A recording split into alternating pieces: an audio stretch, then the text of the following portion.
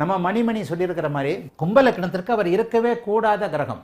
இந்த மாதிரியான அமைப்புகளில் சந்திர தசையை அவர் நடத்தினார் என்றால் அவர் கண்டிப்பாக ரோட்டுக்கு கொண்டு வருவார். ஆனால் அந்த ரோட்டுக்கு கொண்டு வர்றார் அப்படிங்கிறது எதை பொறுத்தது?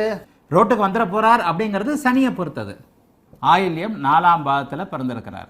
புதன் 3 வருஷம் இருப்பார். கேது 10 வயது வரைக்கும், சுக்கிரன் 30 வயது வரைக்கும், சூரியன் 36 வயது வரைக்கும், 36 வயசுலேருந்து 46 வயசு வரைக்கும் சந்திர தசை. இந்த சந்திர தசை இவரை கண்டிப்பாக பிளாட்பாரத்தில் கூட இருக்க வைக்காது, சாக்கடையில் இருக்க வைக்கும்.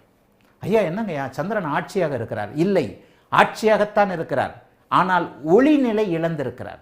ஆக இந்த இடத்துல சந்திரதசை வந்த உடனே என்ன, சந்திரன் 6ஆம் அதிபதியாகிறார். இந்த 6ஆம் அதிபதி எப்படிப்பட்ட தன்மையை கொடுக்கிறார்? இங்கே அமாவாசையை நோக்கி நெருங்கி கொண்டு இருக்கிறார்.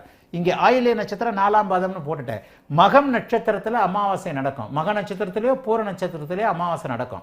அப்போ அமாவாசைக்கு 1.5 நாள், கிட்டத்தட்ட திரையோதசி சதுர்த்தசி திதி கிட்ட வந்துவிட்ட இந்த ஜாதகத்தில், சதுர்த்தசி திதிக்கு வந்துட்டார், கிட்டத்தட்ட வந்துட்டார்.